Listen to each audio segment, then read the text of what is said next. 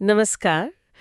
आज हम इतिहास के उन पन्नों को पलटेंगे जहां भारत की एक बेहद प्राचीन और कह सकते हैं रहस्यमयी कहानी छुपी है। हड़प्पा सभ्यता। हमारे पास जो स्रोत हैं वे एक ऐसी नगरीय सभ्यता की तस्वीर दिखाते हैं जो आज से हजारों साल पहले मौजूद थी।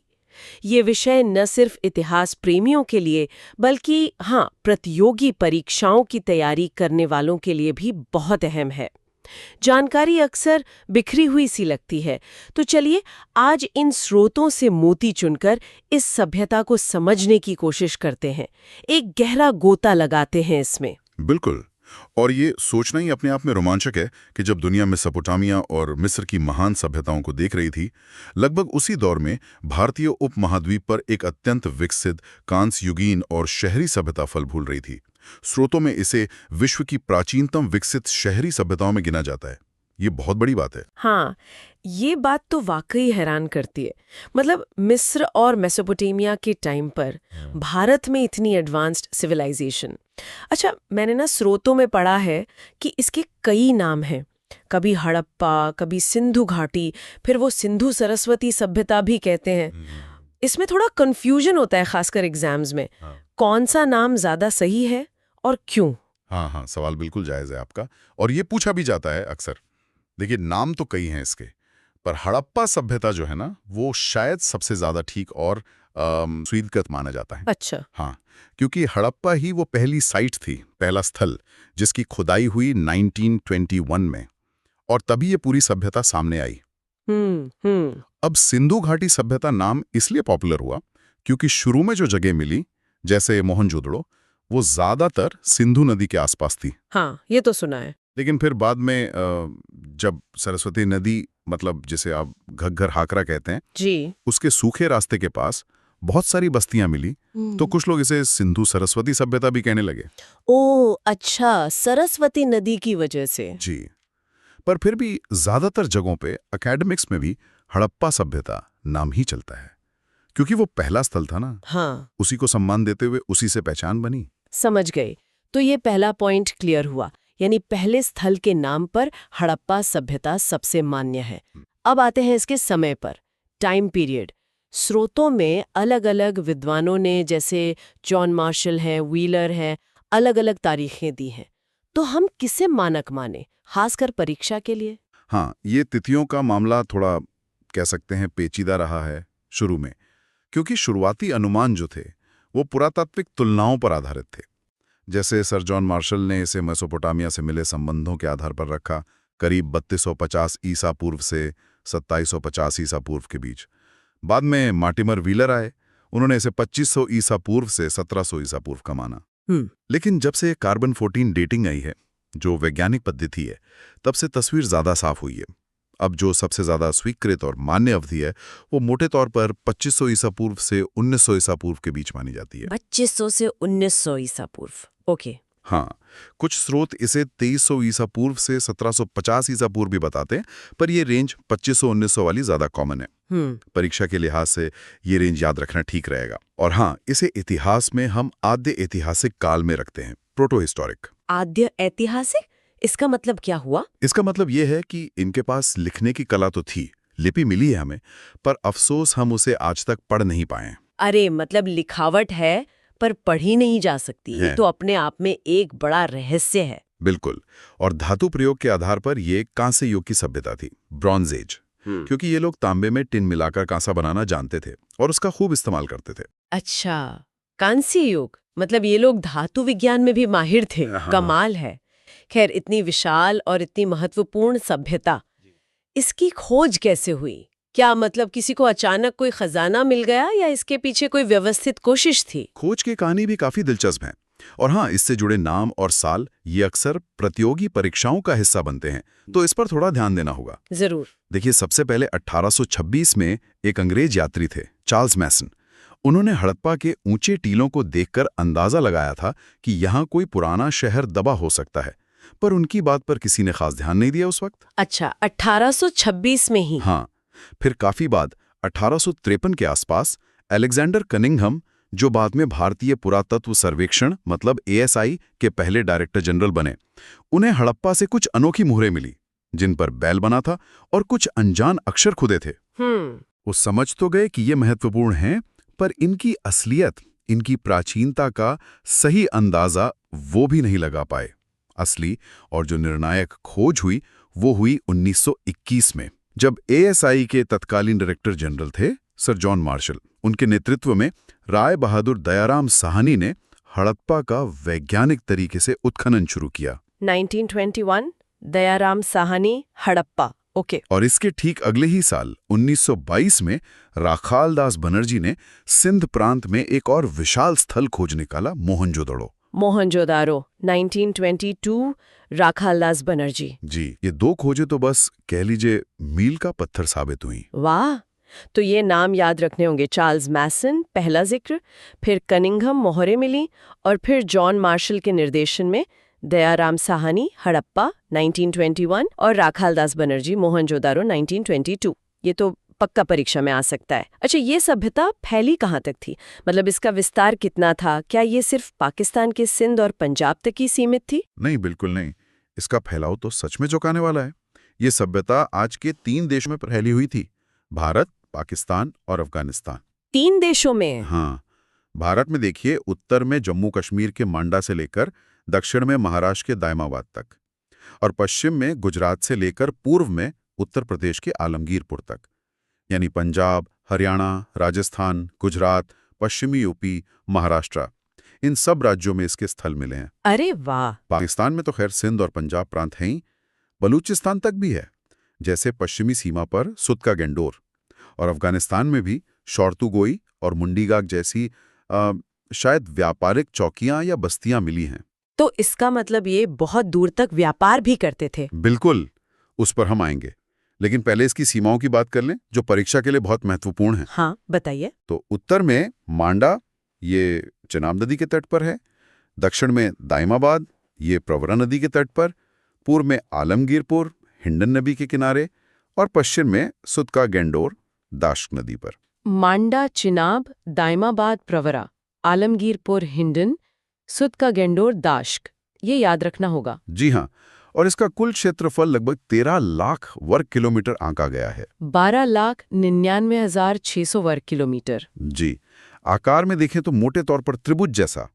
13 लाख वर्ग किलोमीटर, ये तो सच में कल्पना से परे है ना?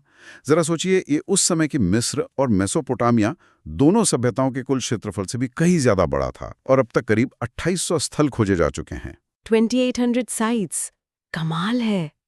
इतने बड़े क्षेत्र में फैली सभ्यता। तो क्या इसका मतलब है कि हर जगह एक जैसे शहर थे, या कुछ खास केंद्र थे जिन्होंने इस विशाल क्षेत्र को संभाला होगा? कौन से स्थल परीक्षा के नजरिए से सबसे महत्वपूर्ण है? बहुत अच्छा सवाल है ये। जाहिर सी बात है, इतने बड़े क्षेत्र में कुछ शहर ज्यादा महत्वपूर्ण रहे होंगे। सबसे प्रसिद्ध तो हड़प्पा और मोहनजोदाड़ो ही हैं। हड़प्पा रावी नदी के तट पर, मोहनजोदाड़ो सिंधु नदी के तट पर, दोनों पाकिस्तान में। मोहनजोदाड़ो का सिंधी में मतलब है मृतकों का टीला, माउंड ऑफ द डेड। एक इतिहासकार थे स्टुअर्ट पिगट, उन्होंने इन दोनों शहरों के विशाल आकार और महत्व को देखते हुए इन्हें हड़प्पा साम्राज्य की जुड़वां राजधानियां कहा था। ये कथन भी कई बार पूछा जाता है। जुड़वा राजधानियां पिगट ने कहा था। नोटेड। पाकिस्तान में ही एक और जगह है चन्हुदड़ो, वो मनके बनाने जैसे उद्योगों के लिए जानी जाती है। अब भारत की बात करें तो गुजरात में लोथल, ये भोगवा नदी के किनारे था, एक प्रमुख बंदरगाह शहर था। यहां से गोदीबाड़ा मतलब डॉकयार्ड मिला है। लोथल का डॉकयार्ड, हाँ, ये तो बहुत फेमस है। बिल्कुल। फिर राजस्थान में कालीबंगा, ये घग्गर नदी के किनारे हैं। इसका मतलब है काली चूड़ियां। यहां से जुते हुए खेत का बड़ा अनोखा सबूत मिला है। जुता हुआ खेत, हाँ, कालीबंगा से। हाँ। वाह। हरियाणा में बनावली, जो प्राचीन सरस्वती नदी के तट पर था, यहां से मिट्टी का बना हल मिला है। मिट्टी का हल बनावली से? जी। और हरियाणा का ही राखीगढ़ी, ये अब भारत में स्थित हड़प्पा सभ्यता का सबसे बड़ा स्थल माना जाता है। राखीगढ़ी, हरियाणा, सबसे बड़ा स्थल भारत में। ठीक है। और गुजरात का धौलावीरा, ये अपनी अनूठी जल प्रबंधन प्रणाली और त्रिस्तरीय नगर योजना के लिए विश्व प्रसिद्ध है।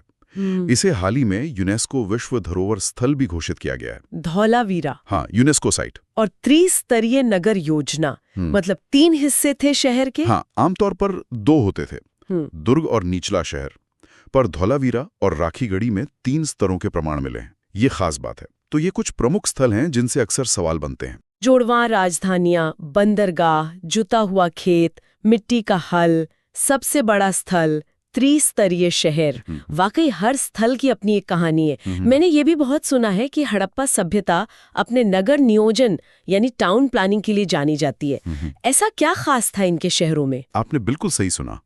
नगर नियोजन हड़प्पा सभ्यता की शायद सबसे प्रभावशाली विशेषता है, जो इसे अपने समय की दूसरी सभ्यताओं से बहुत आगे खड़ा करती है। ज्यादातर बड़े शहर एक तयशुदा योजना के अनुसार बसाए गए लगते हैं।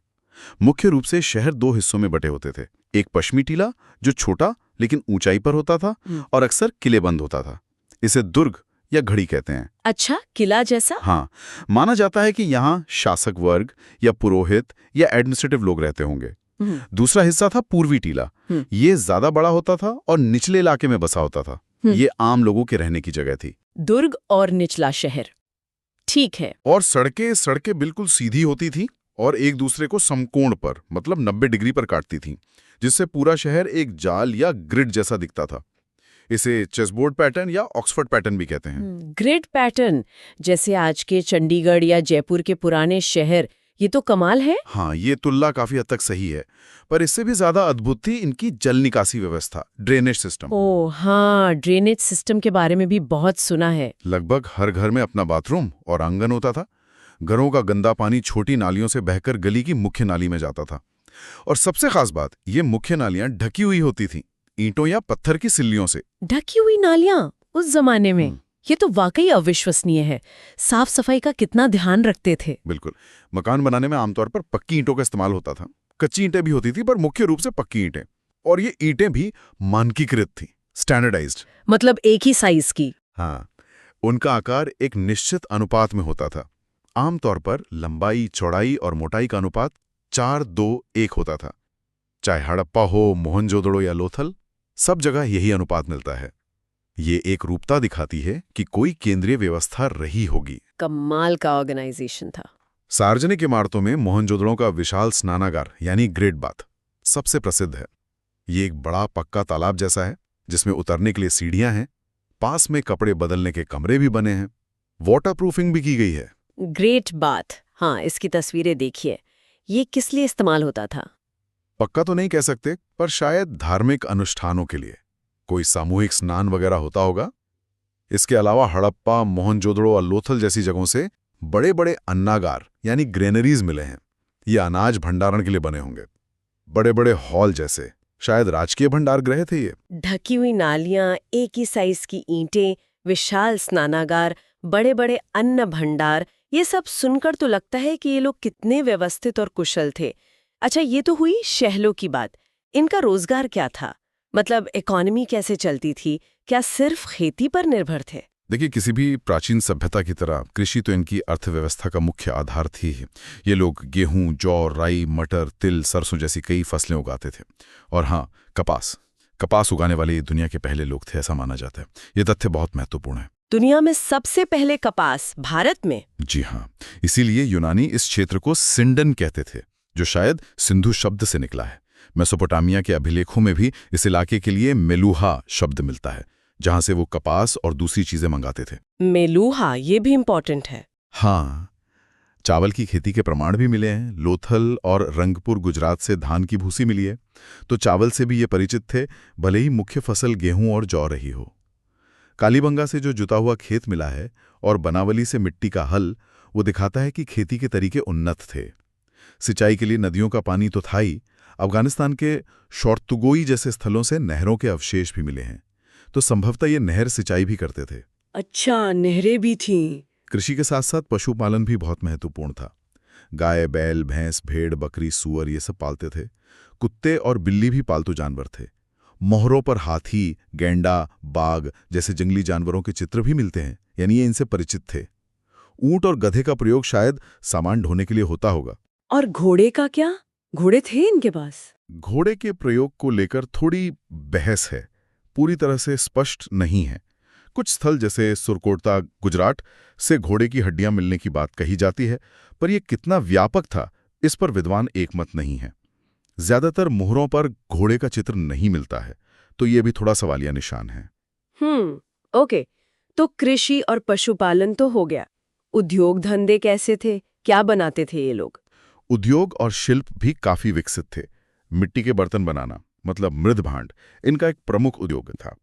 इनके बर्तन चाक पर बने होते थे, ज्यादातर लाल या गुलाबी रंग के होते थे, जिन पर काले रंग से सुंदर चित्रकारी की जाती थी। पेड़ पौधे, पशु पक्षी, ज्यामितीय डिजाइन, बहुत सुंदर। हाँ, वो काले और लाल रंग के बर्तन देखे हैं म्यूजियम में। फिर मोहरे बनाना, सील्स, ये इनकी एक खास कला थी। ये ज्यादातर सेलखड़ी नाम के नरम पत्थर से बनती थी, स्टीएटाइट कहते हैं इसे। चौकोर या आयताकार होती थी।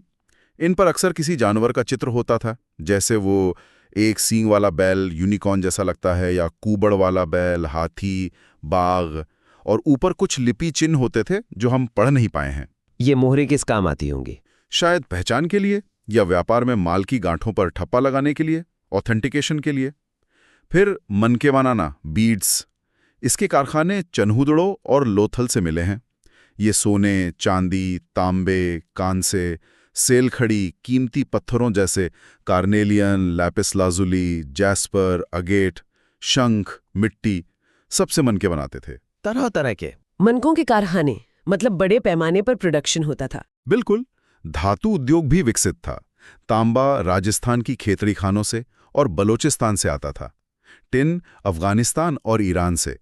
इनको मिलाकर ये कांसा बनाते थे। सोना शायद दक्षिण भारत से, कर्नाटक से, और चांदी अफगानिस्तान ईरान से आती थी। और इनकी धातु ढलाई की कला का सबसे बेहतरीन उदाहरण है मोहनजोदाड़ो से मिली कांसे की नर्तकी की मूर्ति, डांसिंग गर्ल। हाँ, वो डांसिंग गर्ल वाली मूर्ति बहुत फेमस है वो भी। जी। और क्योंकि कपास उगाते थे तो जाहिर है कपड़ा उद्योग भी रहा होगा। मोहनजोदाड़ो से सूती कपड़े का एक टुकड़ा मिला भी है। तो कपड़े भी बनाते थे। अच्छा।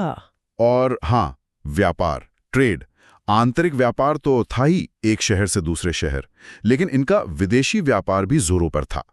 खासकर मेसोपोटामिया, जिसे सुमेर भी कहते थे, फारस की खाड़ी के द्वीप बैरीन, जिसे शायद प्राचीन दिलमुन कहते थे, और ओमान, शायद मगन, के साथ इनके गहरे व्यापारिक संबंध थे। मेसोपोटामिया, बहरीन, ओमान, इतनी दूर तक? हाँ, मेसोपोटामिया के कई शहरों से हड़प्पाई मोहरें मिली हैं। इसका मतलब वहां हड़प्पाई व्यापारी रहते थे या आते जाते थे। लोथल से फारस की खाड़ी की ये गोल बटन जैसी मोहर मिली है। ये व्यापार जमीनी रास्ते से भी होता था और समुद्री रास्ते से भी। लोथल का जो गोदीबाड़ा यानी डॉकयार्ड है, वो समुद्री व्यापार का सबसे पक्का सबूत है। और ये खरीदते बेचते कैसे थे? पैसे थे इनके पास? नहीं, पैसे या सिक्के का कोई प्रमाण नहीं मिला है। व्यापार संभवतः वस्तु विनिमय पर आधारित था, बार्टर सिस्टम। लेकिन तौल के लिए मानकीकृत बाट यानी वेट्स और माप यानी मेजर्स का प्रयोग होता था। ये बहुत महत्वपूर्ण है। बाट ज्यादातर घनाकार, मतलब क्यूबिकल होते थे, चर्ट नाम के पत्थर से बनते थे, और उनका वजन 16 के गुणकों में होता था। 1, 2, 4, 8, 16, 32, 64 ऐसे। 16 के गुणक, जैसे पुराने जमाने में 16 आने होते थे। बिल्कुल। ये 16 का अनुपात काफी समय तक भारत में चला है। लोथल से हाथी दांत का बना एक पैमाना, स्केल जैसा, भी मिला है। ये लोग कीमती पत्थर जैसे लाजवर्द, लैपिस लजूली अफगानिस्तान से, फिरोजा ईरान से, और शंख गुजरात के तट से मंगाते थे। कृषि, पशुपालन, उद्योग, शिल्प और मेसोपोटामिया तक फैला व्यापार नेटवर्क, मानकीकृत बाट माप, ये तो एक बेहद जटिल और समृद्ध अर्थव्यवस्था की तस्वीर है। अब जरा इनके सामाजिक जीवन और धार्मिक मान्यताओं पर रोशनी डालिए। समाज कैसा था? क्या वर्ग भेद जैसी कोई बात थी? देखिए, जैसा हमने नगर नियोजन में देखा, दुर्ग और निचला शहर और घरों के आकार में भी अंतर मिलता है। उससे तो यही लगता है कि समाज में स्तरीकरण था, ऊंच नीच थी। संभवतः एक शासक या पुरोहित वर्ग रहा होगा, फिर व्यापारी, शिल्पी, किसान, मजदूर, ऐसे विभिन्न वर्ग रहे होंगे। एक दिलचस्प बात यह है कि यहाँ से भारी संख्या में मातृ देवी की मिट्टी की मूर्तियां मिली हैं, टेराकोटा फिगरेंस। इससे कुछ विद्वान अनुमान लगाते हैं कि शायद समाज मात्र सत्तात्मक रहा हो, या कम से कम मातृ देवी को बहुत महत्व दिया जाता था, पर यह निश्चित रूप से कहना कठिन है। मातृ देवी की प्रमुखता हैं? ये इंटरेस्टिंग है। खान पान में शाकाहारी और मांसाहारी दोनों थे। अनाज, फल, सब्जी, दूध, दही तो था ही, साथ में मछली और जानवरों का मांस भी खाते थे। कपड़ों में सूती और ऊनी दोनों का प्रयोग होता था। और आभूषण, स्त्री पुरुष दोनों शौकीन थे। सोने, चांदी, तांबे, कीमती पत्थरों, शंख, हड्डी और मिट्टी के बने हार, कंगन, बालियां, अंगूठियां सब पहनते थे। अच्छा, पुरुष भी गहने पहनते थे? हाँ बिल्कुल। मनोरंजन के लिए? शायद पासा खेलना पसंद करते थे। डाइज मिले हैं काफी। शिकार करना भी शायद शौक रहा होगा। नाच गाना भी होता होगा। लोथल से शतरंज जैसा एक खेल का बोर्ड मिला है, टेराकोटा का। शतरंज जैसा खेल? वाह, उनका भी चलन था। मातृ देवी की प्रमुखता, शतरंज जैसा खेल, लिपस्टिक, ये पहलू तो इसे और भी मानवीय और दिलचस्प बनाते हैं। पूजा पाठ के बारे में क्या पता चलता है? क्या मिस्री या मेसोपोटामिया की तरह इनके बड़े बड़े मंदिर थे? ये एक बहुत ही महत्वपूर्ण अंतर है। हड़प्पा सभ्यता के किसी भी स्थल से मंदिर जैसी कोई स्पष्ट इमारत का प्रमाण नहीं मिला है। मंदिर नहीं थे? हाँ, कोई निश्चित मंदिर जैसी संरचना नहीं मिली है। पूजा होती थी, पर शायद घरों में या किसी पवित्र स्थान पर या खुले में। सबसे प्रमुख पूजा मातृ देवी की थी, जिन्हें शायद उर्वरता और सृष्टि की देवी माना जाता था। उनकी बहुत मूर्तियां मिली हैं। दूसरे महत्वपूर्ण देवता लगते हैं पशुपति। मोहनजोदड़ो से एक मोहर मिली है, जिस पर 3 मुख वाले सींग का मुकुट पहने योग मुद्रा में बैठे एक देवता हैं। उनके चारों ओर हाथी, बाघ, गैंडा और भैंसा बने हैं और नीचे 2 हिरण हैं। पशुपति मोहर, हाँ, ये भी बहुत प्रसिद्ध है। यह भगवान शिव का आदि रूप या आद्य शिव माना जाता है। प्रोटोशिवा। लिंग और योनि के पत्थर के प्रतीक भी काफी संख्या में मिले हैं, जो शायद उर्वरता की पूजा से जुड़े थे। ये लोग प्रकृति पूजक भी थे। पेड़ों में पीपल का पेड़ सबसे पवित्र माना जाता था। मोहरों पर उसका अंकन मिलता है। पशुओं में वो एक सींग वाला बैल, यूनिकॉर्न जैसा, और कुबड़ वाला बैल, हम्प्ड बुल, विशेष रूप से पूजनीय लगते हैं। मोहरों पर खूब मिलते हैं। पीपल और कुबड़ वाला बैल। हाँ, नाग पूजा के भी संकेत हैं। जल पूजा भी महत्वपूर्ण थी। शायद विशाल स्नानागार उसी का प्रतीक हो। मोहरों पर स्वास्तिक का चिन्ह भी खूब मिलता है, जिसे शायद सूर्य पूजा या सौभाग्य का प्रतीक माना जाता था। स्वास्तिक चिन्ह भी यहीं से आया है? हाँ, इसका प्राचीनतम प्रमाण हड़प्पा सभ्यता से ही मिलता है। और लोथल और कालीबंगा से अग्नि वेदिकाएं मिली हैं, फायर आल्टर्स, जो अग्नि पूजा या यज्ञ की परंपरा का संकेत देती हैं। अग्नि वेदिकाएं लोथल और कालीबंगा से? जी। एक और चीज, यहां से बड़ी संख्या में ताबीज मिले हैं, एमुलेट्स। इससे लगता है कि ये लोग भूत प्रेत और जादू टोने में भी विश्वास करते होंगे। शायद बुरी नजर से बचने के लिए पहनते हों। तो मंदिर नहीं, पर मातृ देवी, पशुपति शिव, प्रकृति पूजा, अग्नि पूजा, काफी विविध धार्मिक मान्यताएं थी इनकी। और मृत्यु के बाद का क्या? अंतिम संस्कार कैसे करते थे? अंतिम संस्कार के कई तरीके अपनाए जाते थे, जो अलग अलग जगहों पर या शायद अलग अलग समय पर प्रचलित रहे होंगे। सबसे आम तरीका था शवों को दफनाना, पूर्ण समाधिकरण। शव को आमतौर पर उत्तर दक्षिण दिशा में लिटाकर कब्र में रखते थे और उसके साथ मिट्टी के बर्तन, कभी-कभी गहने, औजार वगैरह भी रख देते थे। सामान के साथ दफनाते थे? मतलब परलोक में विश्वास था? हाँ, लगता तो यही है कि शायद मरने के बाद भी इन चीजों की जरूरत पड़ेगी। कुछ मामलों में आंशिक समाधिकरण भी होता था। मतलब शव को पहले खुले में छोड़ देते थे पशु पक्षियों के खाने के लिए, और बाद में जो हड्डियां बचती थी उन्हें दफना देते थे। और कहीं कहीं दाह संस्कार के बाद राख को मटके में रखकर दफनाने के भी प्रमाण मिले हैं। कलश शवाधान कहते हैं इसे। ओह, कई तरीके थे। हाँ, हड़प्पा में एक व्यवस्थित कब्रिस्तान मिला है, जिसे पुरातत्वविदों ने R37 नाम दिया है।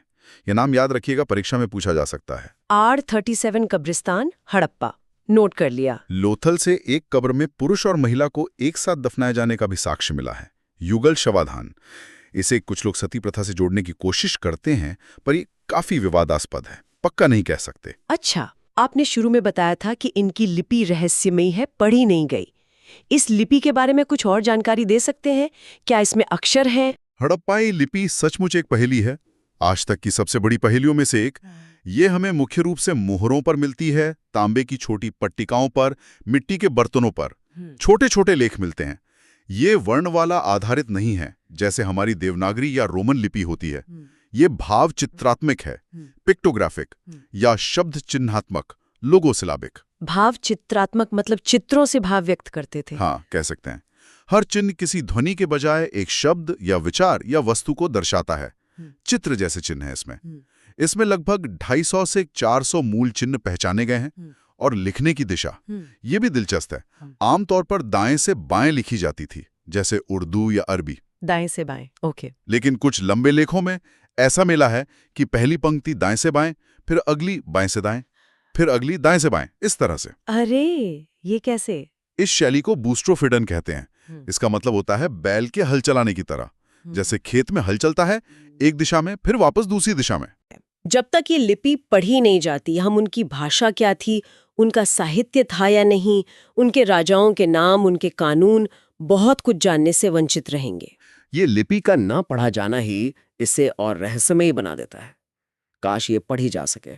अब सबसे बड़ा सवाल, जिसका जवाब शायद सबसे मुश्किल है, इतनी उन्नत, इतनी फैली हुई, इतनी व्यवस्थित सभ्यता आखिर खत्म कैसे हो गई? इसका पतन क्यों हुआ? क्या कोई एक वजह थी या कई? परीक्षा में अक्सर पतन के कारणों पर सवाल आते हैं। ये वाकई $1 मिलियन सवाल है और इसका कोई एक सीधा साधा सर्वमान्य उत्तर नहीं है। हड़प्पा सभ्यता का पतन भी अचानक नहीं हुआ, ये धीरे धीरे हुआ। लगभग 1900 ईसा पूर्व के आसपास इसका जो शहरी चरण था वो खत्म होने लगा, शहर उजड़ने लगे। स्रोतों और पुरातात्विक साक्ष्यों के आधार पर विद्वानों ने कई कारण सुझाए और संभव है कि अलग अलग इलाकों में अलग अलग कारण रहे हों या कई कारणों ने मिलकर इसे खत्म किया हो। परीक्षा के लिए इन अलग अलग थ्योरीज और उनसे जुड़े विद्वानों के नाम जानना उपयोगी हो सकता है।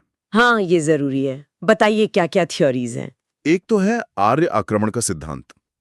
पहले मार्टिमर व्हीलर जैसे विद्वानों ने यह कहा कि बाहर से आर्य लोग आए और उन्होंने हमला करके सभ्यता को नष्ट कर दिया।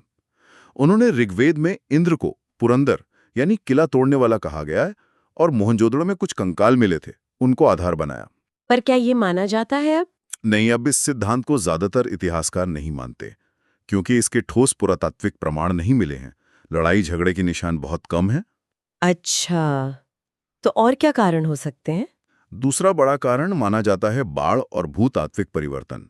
जॉन मार्शल, मैके, एस.आर. राव जैसे विद्वानों ने माना कि सिंधु और दूसरी नदियों में बार बार भयंकर बाढ़ आती थी या फिर भूकंप जैसे जमीन के अंदर बदलाव हुए जिनसे मोहनजोदड़ो, लोथल, चनूतड़ो जैसे कई शहर तबाह हो गए। बाढ़ के निशान मिले भी हैं कई जगह। बाढ़ और भूकंप, ये तो प्राकृतिक आपदाएं हैं। हाँ, तीसरा है जलवायु परिवर्तन, क्लाइमेट चेंज। ऑरेलस्टाइन, अमलानंद घोष, गुरदीप सिंह जैसे विद्वानों ने इसे जिम्मेदार माना। उनका कहना है कि मौसम धीरे धीरे सूखा होता गया, बारिश कम हो गई, इससे खेती पर असर पड़ा और इलाके रेगिस्तान में बदलने लगे। क्लाइमेट चेंज मतलब ये समस्या तब भी थी? बिल्कुल। चौथा और एक बहुत महत्वपूर्ण कारक माना जाता है नदियों का मार्ग बदलना या सूख जाना। एम.आर. साहनी, माधुस्वरूप वत्स, लैम्ब्रेक जैसे विद्वानों का मानना है कि सिंधु, सतलज या खासकर सरस्वती नदी, जो अब घग्गर हाकरा है, वो या तो सूख गई या उसने अपना रास्ता बदल लिया। अब ज्यादातर शहर तो नदियों के किनारे ही बसे थे। पानी ही नहीं रहेगा तो बस्तियां कैसे चलेंगी? हाँ, ये तो बहुत लॉजिकल लगता है, सरस्वती नदी का सूखना। जी। फिर एक थ्योरी महामारी की भी है। अमेरिकी विद्वान के.यू.आर. कैनेडी ने मोहनजोदड़ो से मिले कुछ कंकालों का अध्ययन किया और कहा कि शायद मलेरिया जैसी कोई महामारी फैली हो जिससे लोग मरे। महामारी जैसे आजकल हम देखते हैं। हाँ। और छठा कारण कुछ लोग संसाधनों का अत्यधिक दोहन और पारिस्थितिक असंतुलन मानते हैं।